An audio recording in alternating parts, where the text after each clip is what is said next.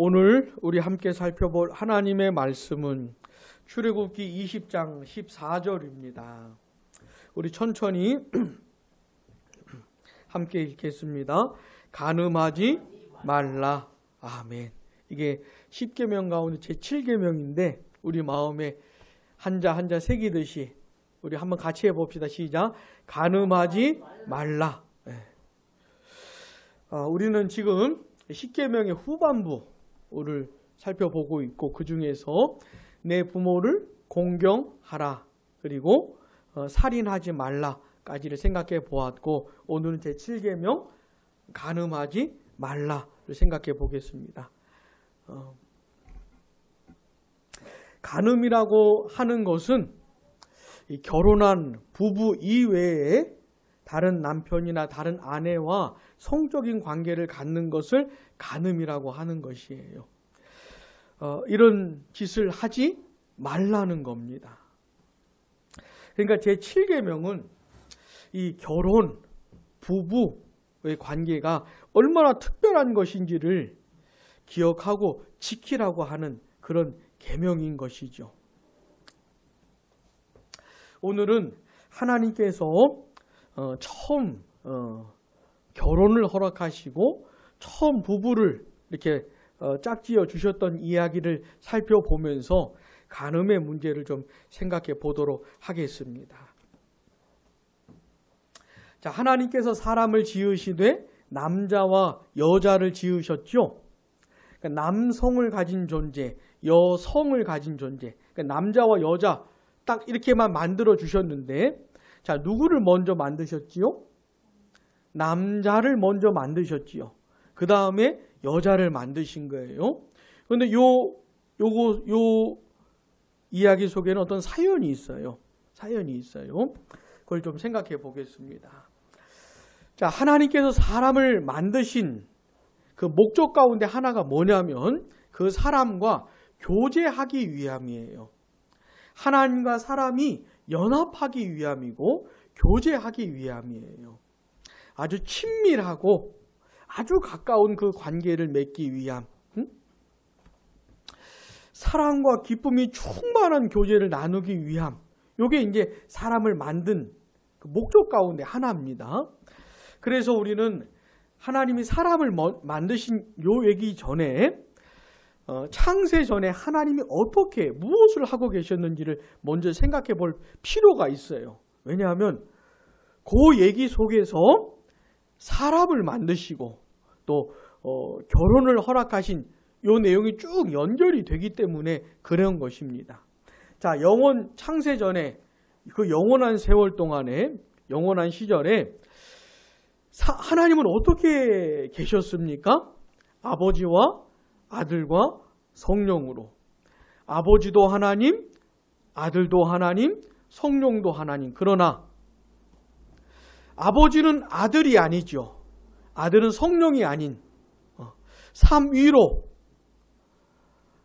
한 분 하나님으로 계셨던 그런 상태로 하나님이 계셨던 겁니다.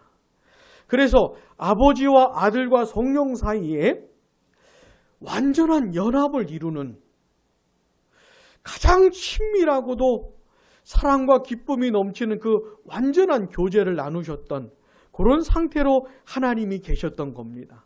자, 요거 잊지 마셔요. 왜냐하면 삼위 하나님의 이 관계로부터 사람이 지어지고 또 여자가 만들어지고 그 다음에 결혼을 하게 되고 이게 쭉 이어지기 때문에 그런 것이에요.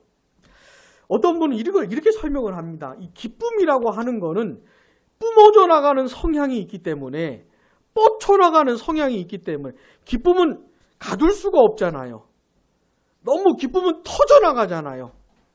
이런 성향이 있기 때문에 삼위 하나님께서 그 완전한 교제, 기쁨의 교제를 그 교제를 나누시는데 기쁨이 터져 나오다 보니까는 하나님이 삼위 하나님 말고 또 다른 교제의 대상을 만드신 것이다. 그게 바로 사람이다. 어떤 분은 이렇게 설명을 해요.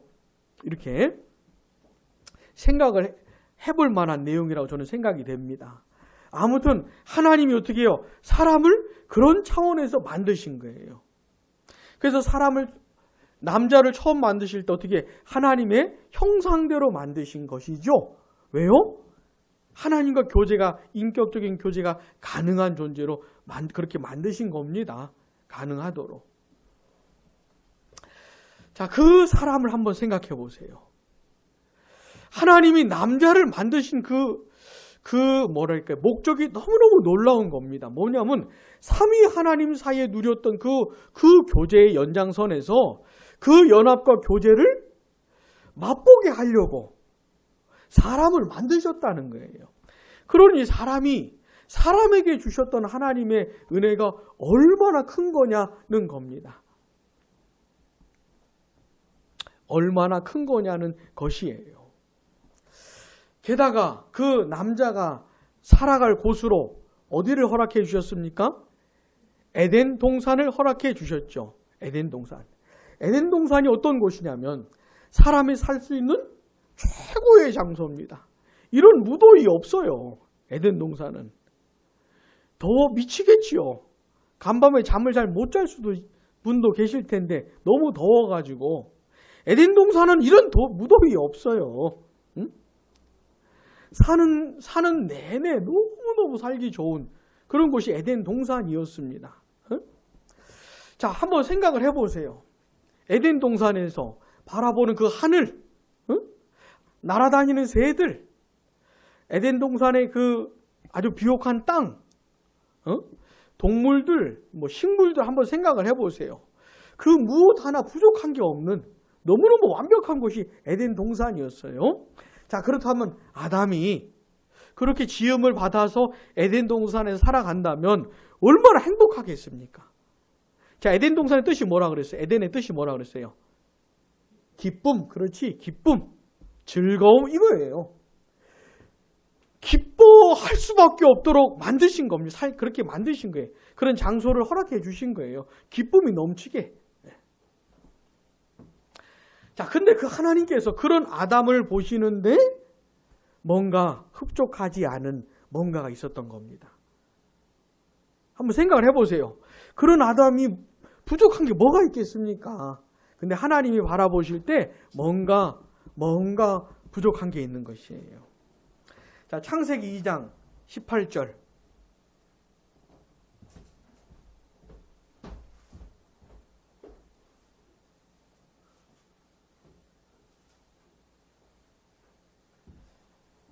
자, 창세기 2장 18절 우리 한번 같이 읽어봅시다.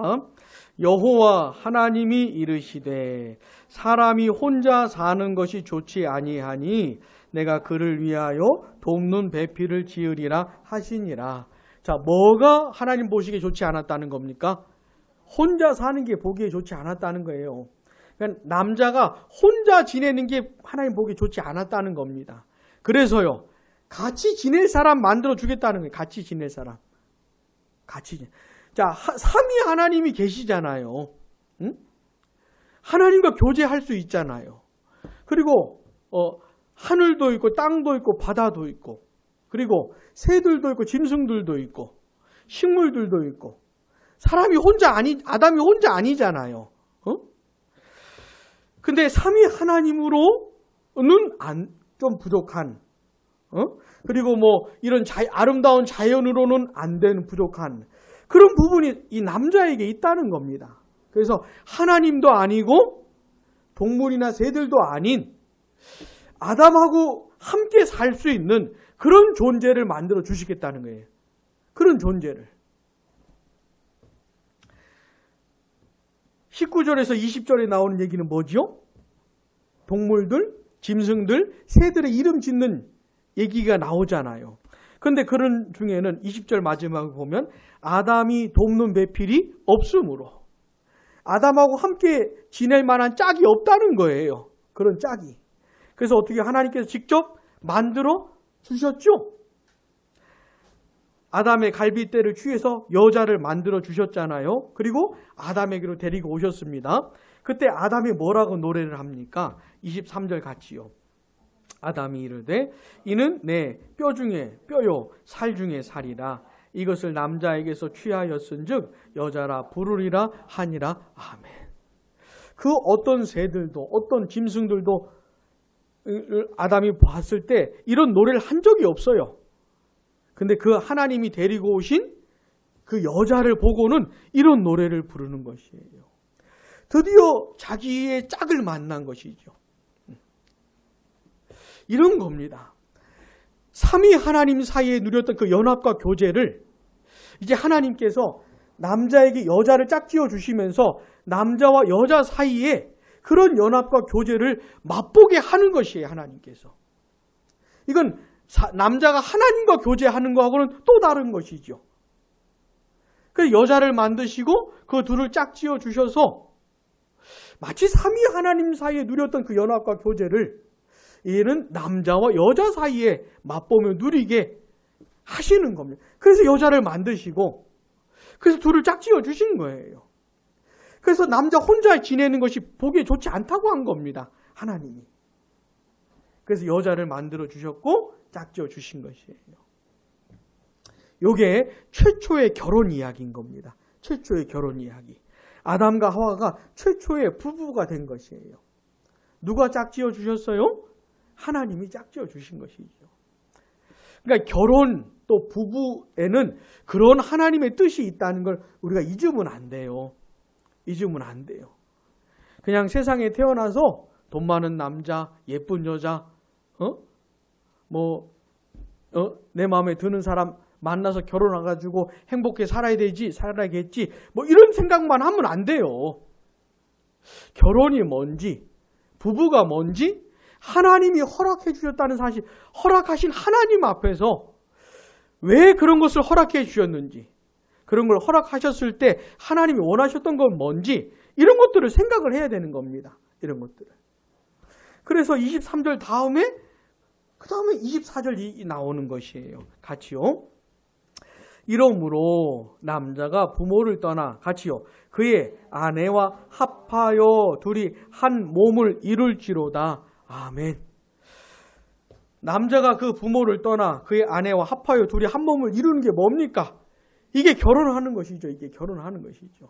이게 부부가 되는 것이죠. 그런데 둘이 한 몸을 이룬다는 게 뭐냐면 성적인 관계를 포함하는 얘기예요. 그러니까 결혼한 남자와 여자가, 남편과 아내가 마치 삼위 하나님 사이에 그렇게 사랑과 기쁨이 넘치는 교제를 하셨던 것처럼 이제는 남편과 아내가 그런 교제를 나누면서 살아야 돼요. 그런 연합을 이루면서 친밀하고도 가깝고도 사랑과 기쁨이 넘치는 그런 관계를 맺고 교제를 나누면서 살아야 돼요. 그러라고 하나님께서 짝지어 주신 것이에요. 근데 그 친밀함 중에 한 부분이 뭐냐면 성적인 관계인 겁니다. 그러니까 하나님께서 결혼을 허락해 주시고 부부를 허락해 주시면서 성적인 관계 얘기를 꺼내신 거예요. 하나님이 성관계 얘기를 꺼내신 거예요. 그런 맥락에서 이해를 해야 되는 겁니다. 그러니까 이게 아주 특별한 것이죠. 결혼한 사람들에게만 해당되는 것이에요. 남편과 아내에게만 해당이 되는 것이에요. 이것이.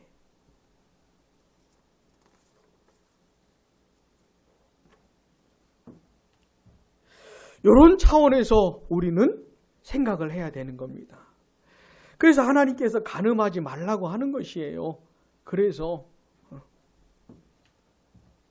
자, 우리는 이런 부부관계를 통해서 뭘 맛봐야 되는 겁니까?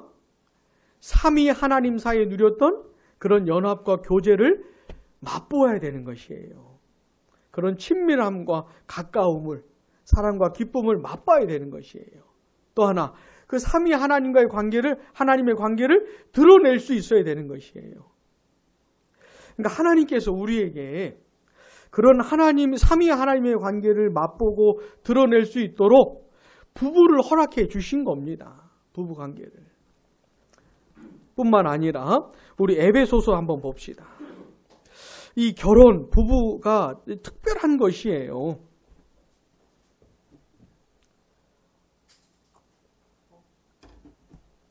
에베소서 5장 22절부터 얘기를 보시면, 말씀을 보시면 아내들한테는 남편에게 복종하고, 교회가 그리스도께 복종하는 것처럼 복종하고, 남편은 아내를 어떻게 해요? 사랑하되 그리스도께서 교회를 사랑하신 것처럼 사랑하라. 이런 말씀을 쭉 하시면서 31절 보시면, 그러므로 사람이 부모를 떠나 그의 아내와 합하여 그 둘이 한 육체가 될지니, 이게 어디 나오는 말씀입니까? 창세기 2장에서 우리가 봤던 말씀이잖아요. 바울이 지금 남편과 아내 얘기를 하는데 그리스도와 교회 얘기를 같이 얘기를 하는 것이에요. 같이. 남편과 아내의 관계가 그리스도와 교회의 관계와 같다는 것이에요. 이게 같은 얘기라는 것이에요. 그래서 31절 그 부부 얘기를 딱 꺼낸 다음에 32절 같이 하시자. 이 비밀이 크도다. 나는 그리스도와 교회에 대하여 말하노라. 아멘. 남편과 아내의 관계에 비밀이 들어있다는 것이 비밀. 그 비밀의 내용이 뭐예요? 그리스도와 교회의 관계. 그 비밀이 들어있다는 겁니다. 그러니까 이게 아주 특별한 것이죠. 결혼, 부부는 아주 특별한 것이에요. 왜냐하면 하나님께서 그 속에 비밀을 담아 두셨어요. 부부 관계를 통해서 경험하게 하고 싶었던 것이 있었던 거예요. 그게 뭡니까? 그리스도와 교회의 관계, 또 삼위 하나님의 관계. 이걸 경험하게 해주고 싶었던 것이고, 그리고 이제 이 세상에 그리스도와의 교회의 관계가 뭔지, 삼위 하나님의 관계가 뭔지를 드러내고 보여주고 싶었던 그런 도구로 사용하고 싶었던 것이에요. 그러니까 결혼이나 부부관계를 생각할 때 이런 하나님의 말씀과 함께 생각을 해야 되는 겁니다. 특별한 것이에요. 이 세상에 결혼과 부부와 같은 것이 없어요. 이렇게 특별한 관계가 없어요. 이렇게 큰 비밀을 담아둔 관계가 없어요. 우리가 살아가는 이 시대에는 결혼을 너무 쉽게 생각을 하고 부부관계도 너무 쉽게 생각을 하고, 그래가지고 결혼하고 심지어 비행기 타고 결혼식 신혼여행지 갔다 오면서 이혼을 해버리잖아요. 그 전에 이미 이혼할지도 모르겠지만 너무 아무렇게나 생각해버리는 시절이기 때문에 우리는 특별히 더 생각을 해야 되는 겁니다. 아무로한 게 아닌 겁니다. 아주 특별한 것이에요. 그런 차원에서 간음의 문제를 생각을 해야 되는 겁니다. 그렇게 결혼한 남편과 아내 사이에만 성적인 관계를 가져야 하는 것이죠. 다른 대상하고는 절대로 가지면 안 돼. 절대로. 자, 우리 잠언 5장 가봅시다. 잠언 5장. 결혼한 남편과 아내의 관계에 대해서 이렇게 말을 해주고 있습니다. 잠언 5장 15절 보시면, 너는 내 우물에서 물을 마시며 내 샘에서 흐르는 물을 마시라. 어찌하여 내 샘물을 집 밖으로 넘치게 하며 내 도랑물을 거리로 흘러가게 하겠느냐. 그 물이 내게만 있게 하고 타인과 더불어 그것을 나누지 말라. 물 먹는 얘기를 하는 거예요. 샘물 얘기, 이런 얘기를 하고 있어요. 그 물을 다른 사람하고 어떻게 해요? 나누지 말라는 거예요. 나눠 먹지 말라는 것이에요. 자, 그런 말씀을 하다가 그 다음에 갑자기 18절 오면 이런 얘기로 넘어옵니다. 같이 하시자. 내 샘으로 복되게 하라. 내가 젊어서 취한 아내를 즐거워하라. 그는 사랑스러운 암사슴 같고 아름다운 암노루 같으니 너는 그의 품을 항상 족하게 여기며 그의 사랑을 항상 연모하라. 내가 결혼한 그 아내, 그 배우자를 기뻐하고 즐거워하라는 것이에요. 그 사랑을 항상 연모하고 족하게 여기라는 거예요. 그 다음에 20절 가보면 뭐라고 나옵니까? 내 아들아 어찌하여 음녀를 연모하겠으며 어찌하여 이방 계집에 가슴을 안겠느냐. 이게 시적으로 이렇게 표현을 해놔서 어떤 느낌이 오지요. 시는 느낌으로 받아야 되는데 느낌이 오지요. 무슨 말이겠습니까? 성적인 관계는 결혼한 사람하고만 갖는 거라는 것이에요. 내가 결혼한 그 배우자만을 기뻐하고 즐거워하고 사랑하고 배우자에게만 만족을 하고 그러라는 겁니다. 그러라는 것이에요. 자, 성 자체는 나쁜 게 아닙니다. 교회 역사를 보면은 성 자체를 나쁘게 생각을 해가지고 마치 교회 사제 같은 경우에는 강제로 독신 생활을 하게 하잖아요. 옛날 중세교회에서는. 결혼하면 안 되는 것이에요. 이건 잘못된 것이죠. 성 자체가 나쁘거나 악한 것이 아니에요. 성 자체는 하나님이 주신 선물인 겁니다. 부부에게 주신 선물인 것이에요. 부부 속에서 잘 누리면 되는 것이에요. 다만 부부 말고 다른 대상하고는 가지면 안 된다는 것이죠. 그런 관계를.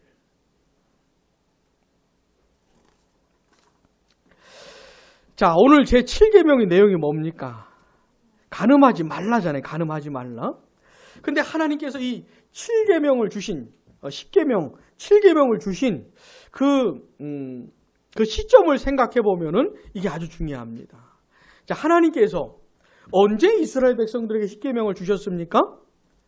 애굽 땅에서 건져내신 다음에, 그 다음에 가나안으로 출발하기 전에, 그죠?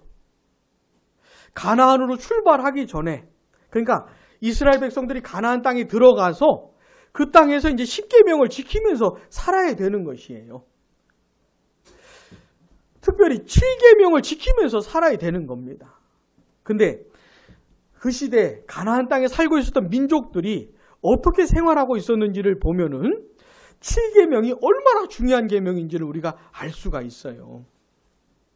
여러분 레위기 18장 한번 가봅시다. 레위기 18장. 주일 아침부터 이런 말씀을 살펴보는 게 좀 그렇긴 하지만 살펴봐야 하는 시절이에요. 우리가 살아가는 시절은. 자, 가나안 땅에 들어가서 이제 10계명, 7계명을 지키면서 살아야 되는데 그럼 그 가나안 땅은 어떤 곳이었나? 그곳에 살고 있었던 사람들은 도대체 얼마나 해괴망측하게 살았는가? 18장 보시면 자, 7절 같이요. 내 어머니의 하체는 곧 내 아버지의 하체이니 너는 범하지 말라. 어머니의 하체를 범하지 말라는 게 무슨 뜻일까요? 어머니하고 성적인 관계를 갖지 말라는 겁니다. 자기 엄마하고. 자, 쭉 이런 얘기가 이어져요. 8절 보시면 8절 누가 나옵니까? 아버지의 아내가 나와요. 그러니까 아버지가 자기를 낳아준 어머니 말고 또 다른 여자가 아버지한테 있는 겁니다. 그 아버지의 아내하고 성적인 관계를 갖지 말라는 것이에요. 자, 9절은 누가 나옵니까? 너의 자매, 곧 아버지의 딸이나 어머니의 딸. 그 다음에 10절에 누가 나옵니까? 너의 손녀나 외손녀. 자, 11절에 누가 나옵니까? 너의 아버지의 아내가 내 아버지에게 낳은 딸은 내 누이이니 이런 사람하고. 자, 12절 누가 나옵니까? 고모. 13절 이모. 14절 숙모. 15절 며느리. 응? 자, 16절 누구예요? 형제의 아내. 형수나 뭐 이렇게 되겠죠. 처제나. 아니다. 그렇죠? 자, 17절은 누가 나옵니까? 여인과 그 여인의 딸. 뭐 이런 대상들하고 성적인 관계를 갖지 말라는 것이에요. 뭔 성경에 이런 얘기가 나올까 싶지 않습니까? 아니 성경에 무슨 이런 얘기까지 나올지 그런 생각이 들지 않습니까? 자, 20절 보세요. 이번엔 누가 나옵니까? 이웃의 아내. 그 다음에 22절은 누가 나옵니까? 같이 읽어볼까요? 너는 여자와 동침함 같이 남자와 동침하지 마라. 남자가 남자하고 성적인 관계를 갖지 말라는 겁니다. 동성애하지 말라는 것이죠.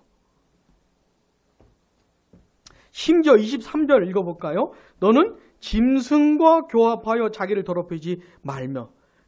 이 무슨 말일까요? 우리 친구들 이런 얘기 들어본 적이 없죠? 짐승하고 성적인 관계를 갖지 말라는 겁니다. 별 희한한 대상들을 하나님이 쭉 하나하나 다 열거해 주시잖아요. 아니 그냥 한 번에 성적인 관계는 남편과 아내하고만 가져라 이렇게 말씀하시면 될 텐데 하나님께서 예를 들어가면서 이런 대상 저런 대상 이런 하나하나 다 예를 들어가면서 이런 사람들하고는 이런 대상하고는 갖지 말라는 것이에요. 아니 이런 말씀을 굳이 하실 필요가 있을까요? 하실 필요가 있는 것이에요. 왜냐하면 그 가나안 땅에 살고 있었던 사람들이 이렇게 생활했던 것이에요. 실제로 이렇게 살았던 것이에요.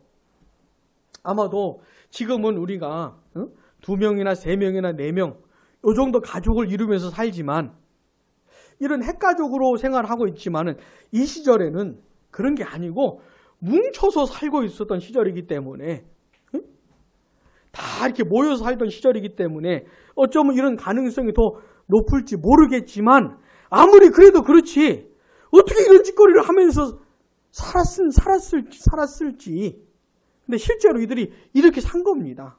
그러니까 하나님께서 이렇게 말씀을 하시면서 너희들은 그렇게 살지 마라고 하시는 거예요. 자, 24절 레위기 18장 24절 같이 읽어봅시다.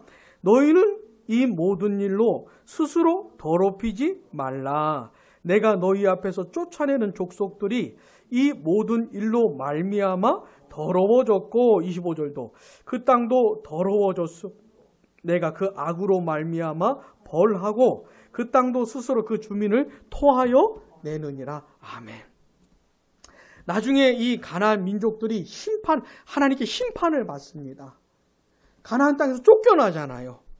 이스라엘 백성들이 가나안을 정복하고 점령하고 그 땅을 이스라엘 백성들이 주시잖아요. 왜 그랬냐면 이 가나안 민족들이 너무 더럽게 살았기 때문에 이렇게 생활했기 때문에 하나님께서 심판을 하셨던 것이에요. 그래서 쫓아냈던 것이에요. 괜히 이들이 그렇게 벌을 받았던 것이 아니고 이렇게 살았기 때문에. 그러면서 하나님께서 본받지 말라고 너희들은 간음하지 말라고 하신 겁니다. 그런 7계명이 얼마나 중요한 계명입니까? 이런 상황에서 한번 생각을 해보세요. 자, 그런 민족들이 살았던 땅에 오랫동안 그런 짓거리 하면서 그냥 그렇게 산 겁니다. 그들의 문화가 그래요. 그들의 삶이 그래요. 이제 이스라엘 백성들이 그 땅에 들어가야 되는데 그 땅에서 어떻게 해요? 7계명을 지키면서 살아야 하는 것이죠. 만약에 그 가나안 민족들이 이스라엘 백성들을 한번 쳐다본다고 생각해 보세요. 자기들은 수많은 대상들하고 성적인 관계를 가지면서 하는데 이스라엘 백성들은 오직 결혼한 부부하고만 그런 관계를 갖는 그 사람들을 보문다고 한번 생각을 해보세요. 얼마나 이상하겠습니까? 얼마나 특별하겠어요? 얼마나 다르겠습니까? 그러니까 그렇게 살라는 것이죠. 여러분 레위기 18장에 나오는 얘기가 이상하지요? 너무 이상하게 들리지만 사실 우리가 살아가는 이 시절에도 이런 일들이 실제로 벌어져요. 사람이 짐승하고 성적인 관계가 갖는 일이 실제로 있을까요? 실제로 있어요. 실제로 있어요. 남자가 남자와 여자가 여자와 성적인 관계를 갖는 일이 실제로 있을까요? 있어요. 지금은 아예 법적으로 인정해 달라 우리를. 옛날에는 숨기면서 조심조심 하면서 이런 생활을 했다고 한다면 이제는 그런 게 아니고 이제 드러내고 공식적으로 인정을 받으려고 이미 다른 나라에서 인정받은 나라도 많고 결혼식을 남자하고 남자가 결혼식을 해요. 여자와 여자가 결혼식을 하고 자기 남편 소개하는데 내가 남편 소개하는데 남자를 소개하는 거예요. 내 남편이라고. 근데 이걸 이상하게 생각하면 안 되는 상황인 것이에요. 외국에서는. 우리나라는요, 이제는 인정해 달라고 이렇게 투쟁을 하는 그런 상황인 것이죠. 실제로 벌어져요. 그리고 결혼한 남자도 자기 부인 외에 여자친구들도 많고, 결혼한 여자가 남자친구들도 많고, 결혼을 하기 전에도 성적인 관계를 갖는 일은 그런 일도 많고, 그러니까 이런 상황에서 우리는 어떻게 살아야 돼요? 7계명을 지켜야 하는 거예요. 7계명.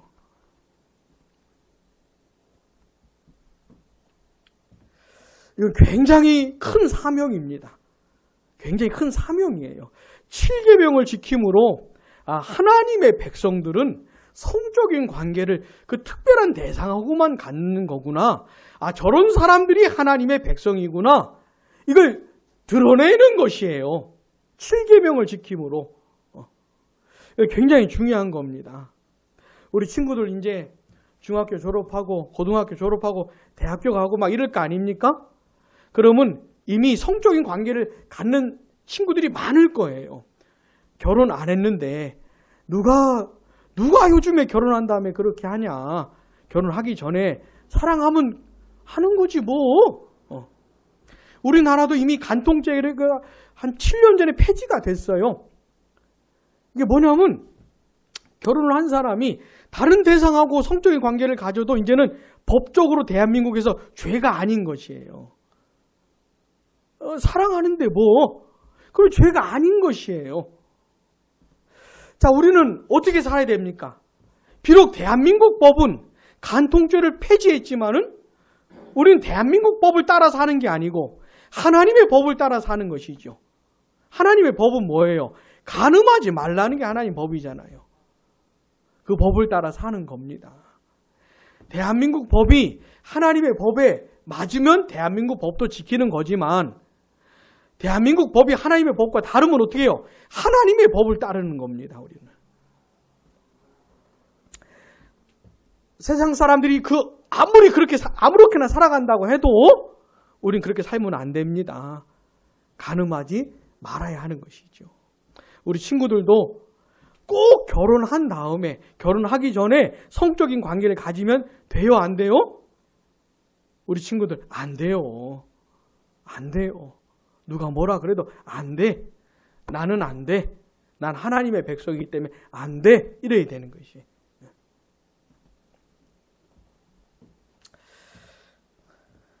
자, 그렇다면 그러면 그런 행동만 안 하면 되는 것인가? 일단 행동을 안 하는 게 중요해요. 너무너무 중요한 시절이에요, 지금. 막 진행이 되기 때문에, 막 흘러가기 때문에. 이런 성적인 부분에서 막 무너지고 있기 때문에 진짜 막 가요. 그러니까 이런 행동을 안 하는 것 자체가 중요한 겁니다. 자체가. 저 같은 목회자들 중에서도 7계명을 어기는 사람들이 많아요. 행동으로.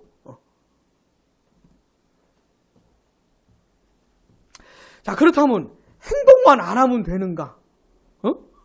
마음에는 막 그런 부정한 욕구로 가득한데 행동만 안 하면 되는가? 그런 게 아닌 겁니다. 우리 예수님께서 이 간음하지 말라는 말씀을 다시 설명을 해 주셔요. 마태복음 5장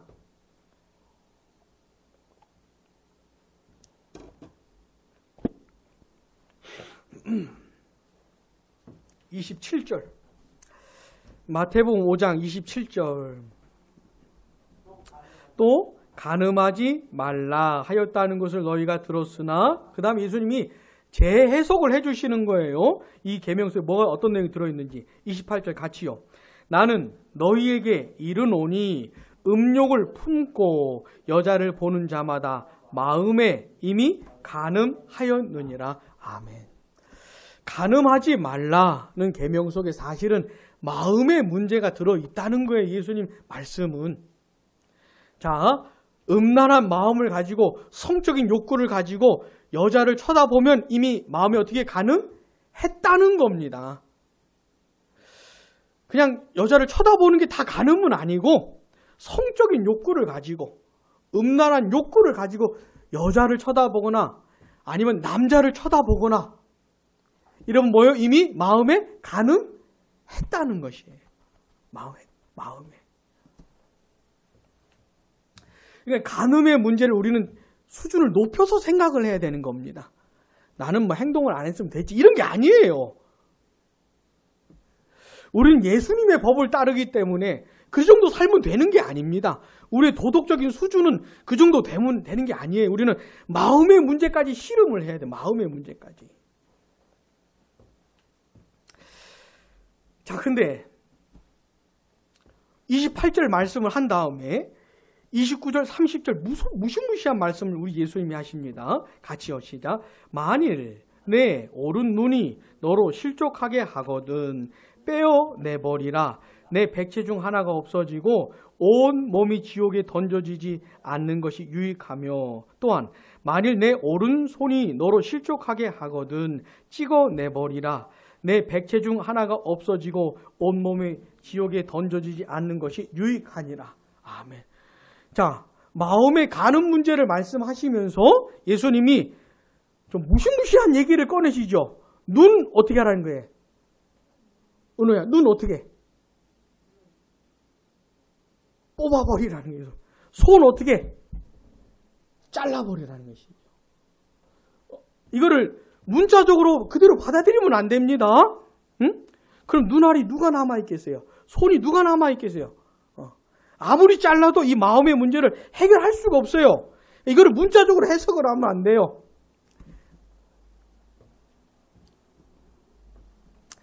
근데 보시면 눈과 손을 얘기하면서 너로 실족하게 하거든 이렇게 말씀하거든요. 자, 하나님께서 사람을 지으실 때 성적인 욕구가 있는 존재로 만드셨어요. 만드실 때 자체가 그 자체가 나쁜 건 아닌데 이 욕구를 결혼한 배우자가 아닌 다른 대상에게 향하는 것이 잘못된 것이에요. 근데 그렇게 하도록 사람을 이렇게 넘어뜨리는 게 있다는 것이에요.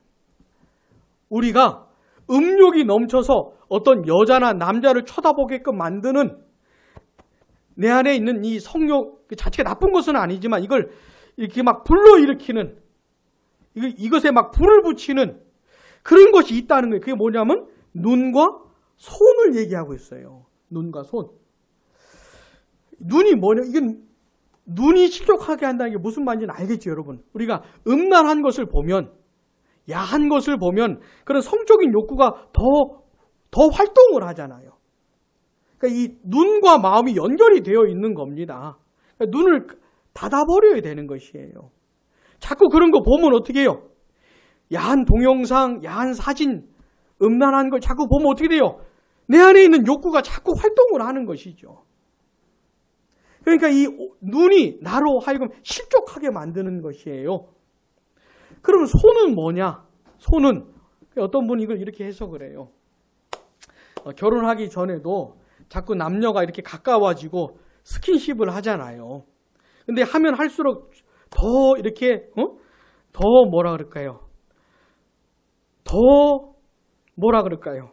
더 진한 것을 원하잖아요. 스킨십을 하면 할수록 손을 잡으면 그 다음엔 안아보고 싶고 안아보면 그 다음 키스하고 싶고 점점 더 깊어지는 걸 원하잖아요.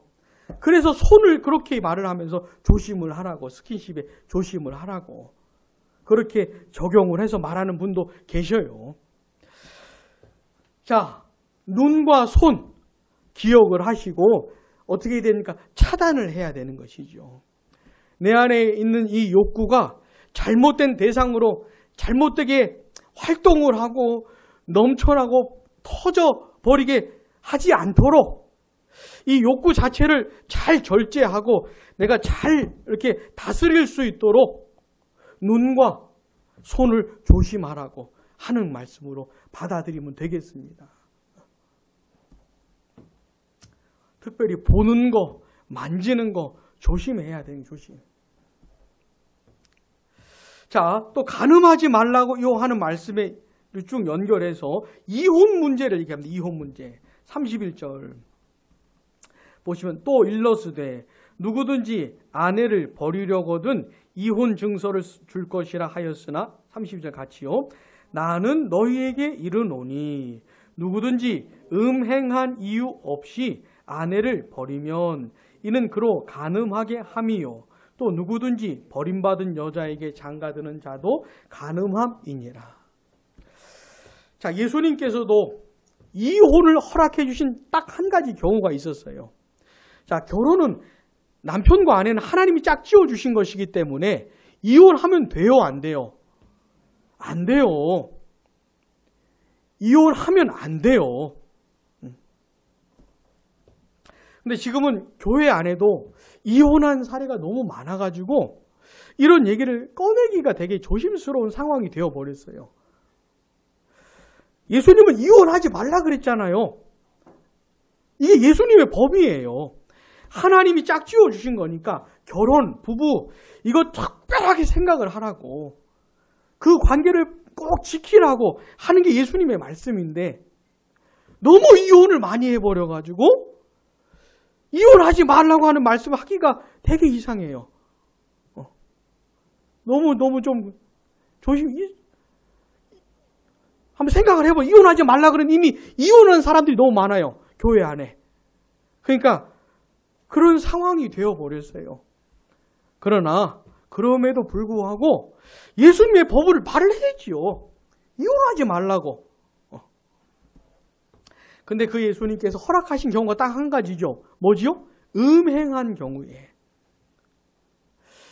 내 배우자가 다른 사람하고 성적인 관계를 가진 경우에 그 경우에는 허락을 해주신 거예요. 이혼에 대해서 허락을 하신 겁니다.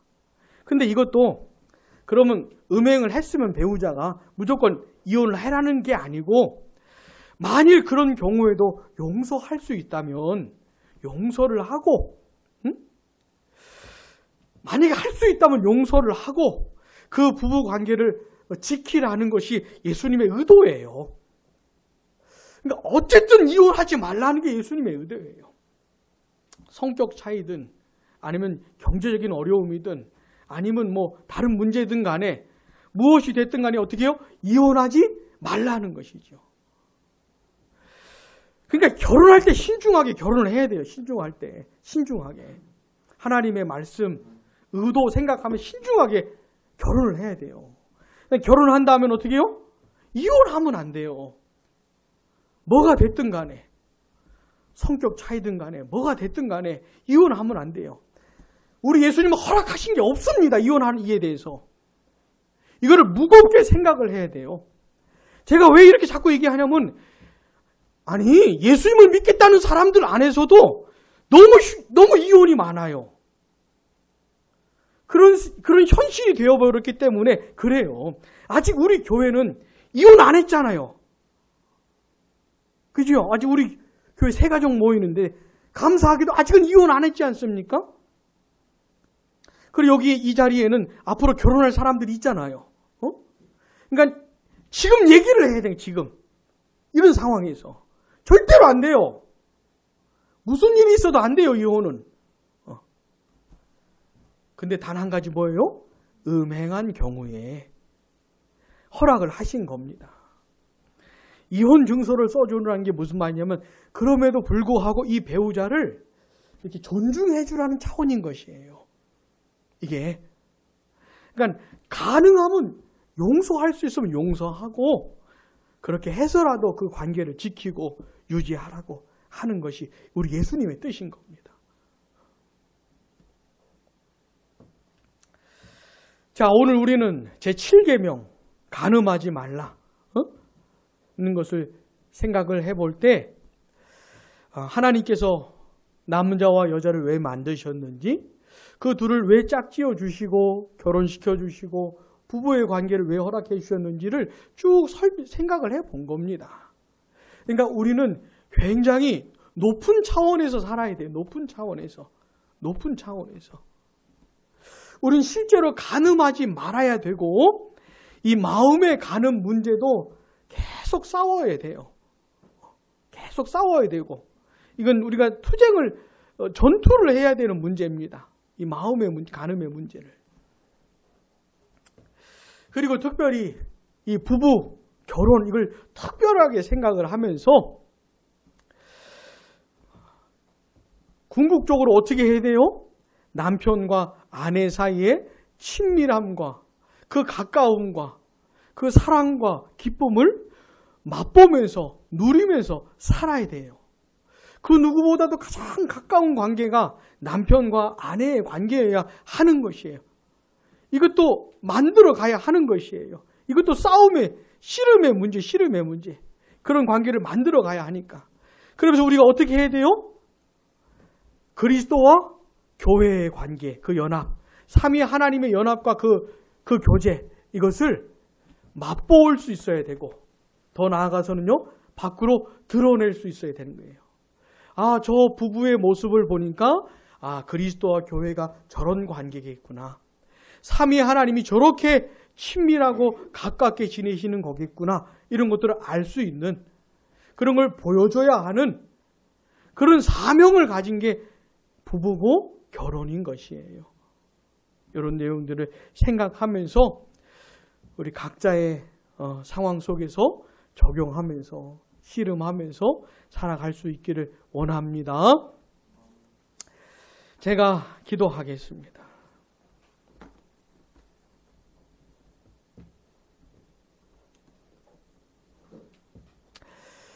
하나님 아버지, 저희들 오늘